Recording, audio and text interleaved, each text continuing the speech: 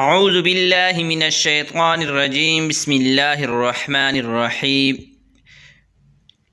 میرے محترم بھائیوں، بزرگوں اور دوستوں، اس سے پہلے میں نے آپ لوگوں کے ساتھ تبلیغ کے بارے میں تھوڑی سی بات کی تھی کہ تبلیغ کی محنت سے کیا انقلاب آیا ہے۔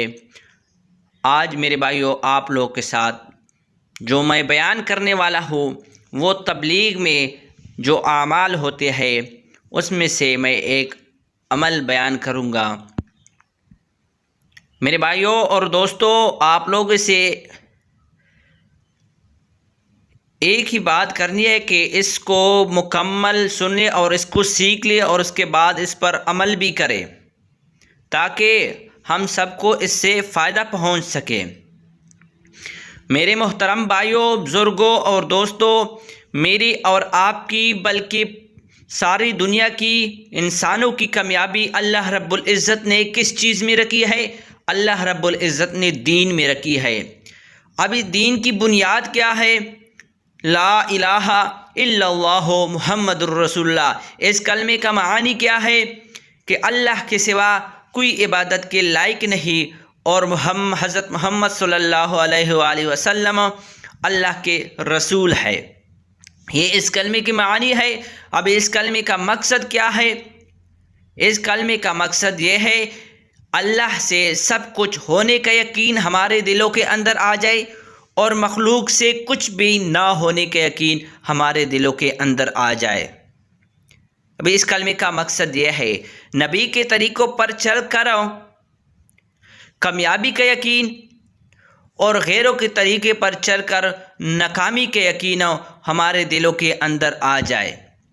اس کلمے کا مقصد میرے بھائیوں ہر بندے نے اس کلمے کا مقصد سیکھنا ہے کہ اس کلمے کا آخر کار مقصد کیا ہے؟ اللہ سے سب کچھ ہونے کا یقین اور غیروں کے یعنی کہ مخلوق سے نہ ہونے کا یقین ہمارے دلوں کے اندر آ جائے۔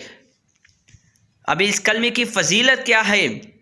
فضیلت اس کلمے کی پہلی فضیلت یہ ہے اگر اس کلمے کو 100 سال کافر اگر اخلاص کے ساتھ اس کلمے کو پڑھے، یعنی 100 سال یعنی کہ 100 سالہ کافر اگر اس کو اخلاص کے ساتھ پڑھ لے تو اس کے پچھلے تمام گناہ معاف ہو جائیں گے۔ اگر وہ فوت ہو گیا تو وہ جنت میں داخل ہو جائے گا۔ جب ہم نے یہ کلمہ پڑھا تو ہم پر اللہ کے تمام احکام فرض ہو جاتے ہیں۔ جب ہم نے اس کلمے کو پڑھا تو اللہ کے تمام احکام ہمارے اوپر فرض ہو گئے۔ تو میرے بھائیو ان احکام میں سے سب سے پہلے حکم کس چیز کا ہے؟ نماز کا ہے۔ سب سے پہلے جو حکم ہے وہ نماز کا حکم ہے۔ نماز دین کا ستون ہے، نماز مومن کی معراج ہے، نماز شیطان کا منہ کالا کرتی ہے، نماز نبی کریم صلی اللہ علیہ وسلم کی آنکھوں کی ٹھنڈک ہے۔ قیامت کے دن نماز جو ہے قیامت کے دن سب سے پہلے حساب کس چیز کا ہوگا؟ نماز کا ہوگا۔ اگر نماز پوری نکل آئی تو تمام اعمال پوری نکلیں گے اور اگر نماز میں خرابی ہوگی تو تمام اعمال خراب ہوں گے۔ میرے پیارے دوستو، محترم دوستو، اگر نماز پوری نکل آئی تو باقی تمام اعمال خود بہت پورے ہوں گے۔ اگر نماز خراب ہو گئی تو تمام اعمال خراب ہوں گے۔ حدیث کا مفہوم ہے جو بندہ 5 وقت پابندی کے ساتھ نماز پڑھتا ہے اللہ اس کو 5 طرح کے اعزاز و اکرام سے نوازیں گے۔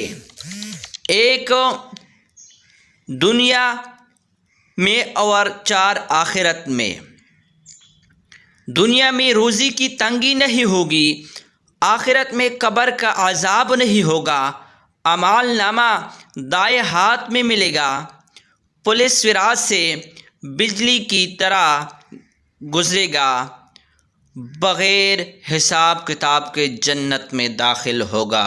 سبحان اللہ، کتنے بڑے فضائل نماز کی۔ تو میرے بھائیو ہم سب کو چاہیے ہم نماز کی جو ہے پابندی کریں، نماز کی پابندی باجماعت پڑھنے کی پابندی کرے، تو ایک دوسرے کو ترغیب بھی دیتے جائے۔ میرے محترم بھائیوں، تیسرے نمبر پہ جو ہے وہ علم و ذکر ہے۔ اتنا علم حاصل کرنا ہر مرد عورت پر فرض ہے کہ 24 گھنٹے کی زندگی اللہ کے حکموں اور نبی کریم صلی اللہ علیہ وسلم کے طریقوں کے مطابق گزار سکے۔ اتنا علم ہر مسلمان مرد عورت پر فرض ہے میرے بھائیوں اور دوستوں، کہ وہ اپنی 24 گھنٹے کی جو زندگی ہے وہ گزار سکے اس پر نبی کریم صلی اللہ علیہ وسلم کے طریقوں پر اور اللہ کے احکام پر، کہ نبی کریم صلی اللہ علیہ وسلم نے کس طرح اس کی زندگی تھی، کس طرح اس کے اخلاق، کس طرح اس نے کھایا ہے، کس طرح اس نے پیا ہے، کس طرح اس کے کپڑے تھے، اس طرح کی ہر بندے کو علم کی اس پر فرض ہے۔ مال فرعون، قارون اور نمرود کی میراث ہے۔ مال و دولت جو ہے فرعون، قارون اور نمرود کی میراث ہے، اور علم انبیاء کی میراث ہے۔ علم کس کا میراث ہے؟ انبیاء کا میراث ہے۔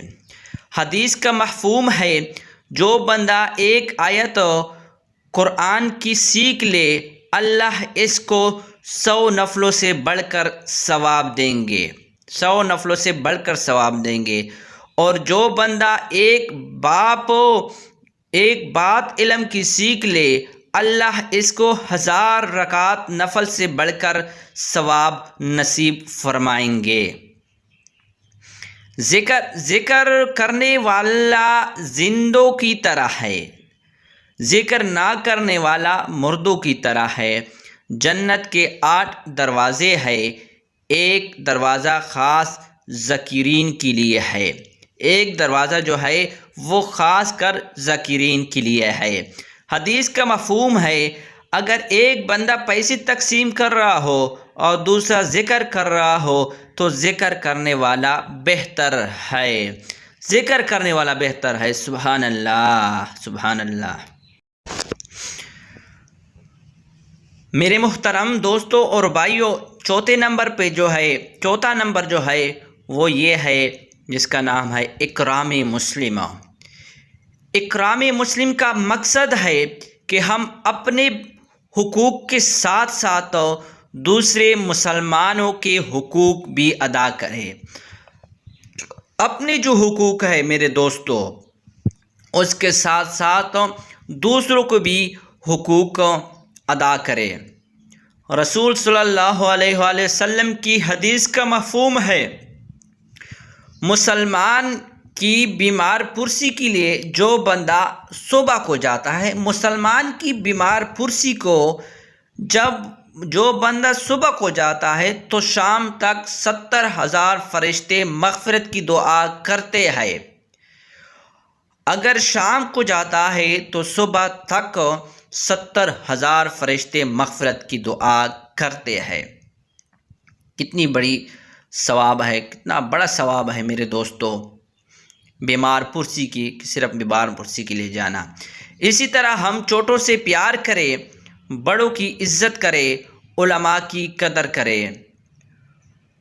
رسول اللہ صلی اللہ علیہ وآلہ وسلم نے فرمایا جس میں یہ 3 صفات نہ ہو وہ ہم میں سے نہیں ہے، جس میں سے یہ 3 صفات نہ ہو وہ ہم میں سے نہیں۔ اللہ تعالی ہم سب میں یہ 3 صفات رکھ لے۔ 5واں نمبر ہے صحیح نیت۔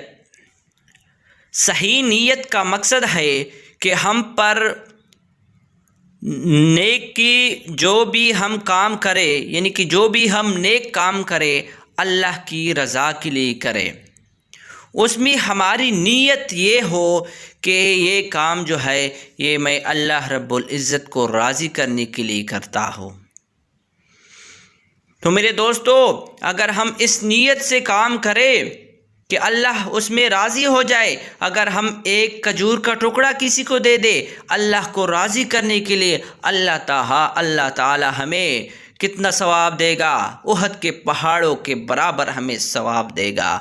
اگر ہم احد کے پہاڑوں کے برابر سونا چاندی تقسیم کریں، اگر اس میں ہماری نیت ٹھیک نہیں ہے، نیت ٹھیک ہونے کا مقصد کیا ہے کہ نیت ہماری ٹھیک نہیں ہے، یعنی کہ ہم یہ کہیں کہ میں نے یہ تقسیم کر رہا ہوں، اس کی وجہ سے لوگ مجھے بڑا وہ کہے کہ بڑا رحم دل ہے، سخی ہے، یہ ہماری نیت ہو تو ہمیں اس کا ثواب نہیں ملے گا، الٹا ہمیں اس کا عذاب ملے گا۔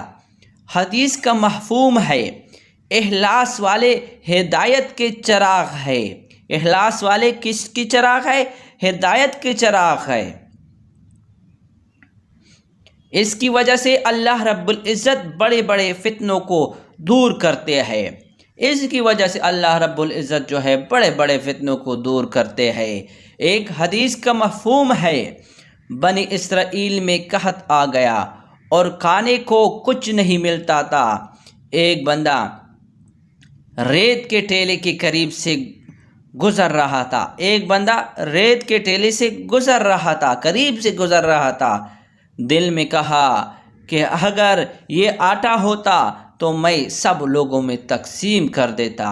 اس نے صرف یہ دل میں کہا کہ اگر یہ ریت کا جو ٹھیلا ہے یہ آٹا ہوتا تو سب لوگوں میں اس کو میں تقسیم کرتا۔ وقت کے نبی پر اللہ کی طرف سے وحی آئی کہ اس بندے کو بتا دو کہ میں نے تیرے نام اعمال میں اتنی ہی آٹے کا صدقہ کرنے کا ثواب لکھ دیا۔ آپ کا جو نام اعمال ہے میں نے اتنا ہی ثواب رکھ دیا، آپ کے لکھ دیا جتنا اس ریت کا ٹھیلا تھا، اتنا ثواب اس کے نام اعمال میں اللہ رب العزت نے لکھ دیا۔ صرف اس کی نیت یہ تھی کہ میں ان لوگوں میں تقسیم کروں گا، اس کی نیت ٹھیک تھی تو اللہ تعالیٰ نے اس کو بہت بڑا ہی اجر دے دیا اس کا۔ میرے محترم بھائیوں، چھٹا نمبر جو ہے وہ دعوت تبلیغ کا ہے۔ دعوت تبلیغ کا مقصد ہے کہ ہم خود بھی نیک کام کریں اور دوسروں کو بھی نیکی کی تلقین کریں، خود بھی برائی نہ کرے، دوسروں کو بھی برائی سے منع کرے، دوسروں کو بھی برائی سے منع کرے۔ ہمیں یہ کام کے لیے اللہ کی طرف سے نبی آتے تھے، یعنی کہ ہماری طرف اللہ تعالیٰ کی طرف نبی آتے تھے۔ ہمارا یقین ہے کہ ہمارے نبی کریم صلی اللہ حضرت محمد صلی اللہ علیہ وسلم اللہ کے آخری نبی ہے، آپ کے بعد کوئی نبی آنے والا نہیں ہے، اور یہ نبوت کا کام اللہ رب العزت نے آپ کی ذمہ لگایا ہے۔ اسی وجہ سے اللہ رب العزت نے قرآن پاک میں اس امت کی تعریف فرمائی کہ تم بہترین امت ہو، بہترین امت ہو، کیونکہ تم لوگوں کی بھلائی کے لیے نکالے گئے ہو، تم لوگوں کو نیکی کا حکم دو گے اور برائی سے منع کرو گے۔ کیوں اللہ رب العزت نے نبی کریم صلی اللہ علیہ وسلم کی امت کو بہترین امت قرآن مجید میں کہا ہے؟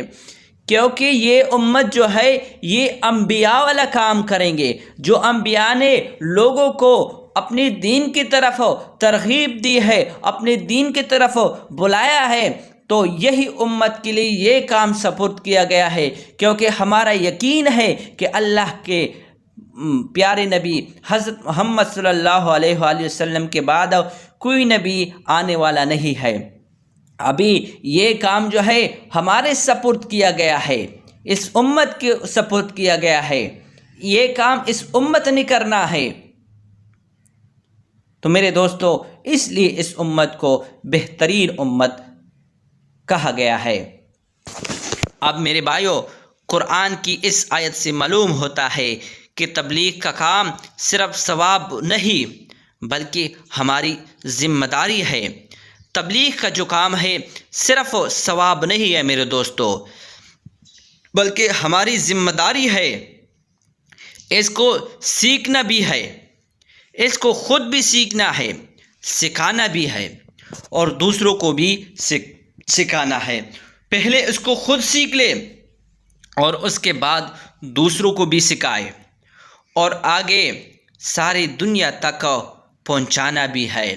صرف سیکھنا سکھانا نہیں ہے، اور آگے جو ہے پورے دنیا میں اس کلمے کو پہنچانا بھی اس امت کی ذمہ داری ہے، اور یہ اس امت کی ذمہ داری ہے کہ اس کام کو آگے تک ٹرانسفر کرے، آگے تک بڑھائے، پوری دنیا میں اس کلمے کو پہنچانا ہے، پوری دنیا والوں کو بتانا ہے کہ اس کلمے کا مقصد کیا ہے، اس کلمے کے فضائل کیا ہے۔ جب ہم اس کلمے کو پڑھیں گے تو ہمارے اوپر اور بھی کیا احکام اللہ کے فرض ہو جائیں گے۔ ابھی اس کلمے کا مقصد بھی واضح کرنا ہے پوری دنیا میں، پہلے خود سیکھنا ہے اور بعد میں دوسرے لوگوں کو بھی سکھانا ہے۔ جب دوسروں اور آخر میں کیا آتا ہے کہ اس کو ہم نے پوری دنیا میں پہنچانا بھی ہے، صرف اپنے تک محدود نہیں کرنا ہے کہ ہم کہیں کہ بس میں نے سیکھ لیا ہے، بس میرا کام ختم ہو گیا ہے۔ نہیں نہیں نہیں میرے محترم بھائیوں اور دوستوں، ادھر بات ختم نہیں ہوتی، ہم نے اس کو آگے بھی پہنچانا ہے۔ ہمارا کام ہے کہ ہم اس کو آگے پہنچائے، تو اس کے لیے بزرگوں نے ایک ترتیب رکھی ہے۔ وہ ترتیب کیا ہے؟ اس کے سیکھنے کے لیے بزرگوں نے ایک ترتیب بنائی ہے۔ وہ ترتیب میرے بھائیو یہ ہے کہ 4 ماہ لگا کر اس کو سیکھو اور پھر زندگی بھر دوسروں کو سکھاؤ۔ پہلے 4 مہینے میں اس کو سیکھو اور پھر زندگی بھر دوسروں کو بھی سکھاؤ۔ ابھی اس کی فضیلت کیا ہے میرے دوستو؟ اس راستے کا گردہ جس کو لگے اس پر جہنم کی آگ تو چھوڑو، دھواں بھی نہیں لگے گا، یعنی کہ دھواں بھی حرام ہے اس پر۔ اس راستے میں ہر قدم پر 7 لاکھ نیکیاں ملیں گے، 7 لاکھ نیکیاں ہر ایک قدم پر۔ چنانچہ ہر نماز 49 کروڑ، ہر سبحان اللہ 49 کروڑ اور ہر نفل کا 49 کروڑ ثواب ملے گا۔ اس راستے میں خود پر 1 روپیہ خرچ کرنے سے 7 لاکھ اور دوسرے ساتھی پر خرچ کرنے سے اجر ملے گا۔ میرے دوستو اور بھائیوں، اس راستے میں 1 روپے خرچ کرنے سے، اپنے ذات پر خرچ کرنے سے اور دوسری ساتھی پر خرچ کرنے سے 7 لاکھ کا اجر ملے گا۔ حدیث کا مفہوم ہے اللہ کے راستے میں 1 بلشت ہجرت کرنے سے جنت واجب ہو جاتی ہے، یعنی کہ 1 قدم رکھنے سے، یعنی کہ 1 ہاتھ آپ ہجرت کرو گے تو جنت واجب ہو جاتی ہے۔ اللہ کے راستے کی 1 صبح یا 1 شام دنیا کی دولت کمانے اور تمام دوسرے کاموں سے کیا ہے؟ بہتر ہے۔ اللہ کے راستے کی 1 صبح یا 1 شام دنیا کی مال و دولت کمانے اور تمام دوسرے کاموں سے بہتر ہے۔ تو میرے بھائیوں، ہم سب کو چاہیے کہ ہم اللہ تعالیٰ کی اس راستے میں نکلے اور پھر 4 ماہ کے لیے نکلے، پھر سب سے پہلے اس میں خود سیکھ لے، اور اس کے بعد جب ہم سیکھ لے تو اس کے بعد ہم کوشش کریں تو دوسروں کو سکھانے کے لیے اور دوسروں تک پہنچانے کے لیے اس کلمے کو۔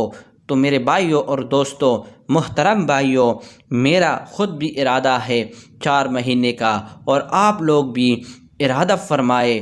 وآخر دعوانا ان الحمد للہ رب العالمین۔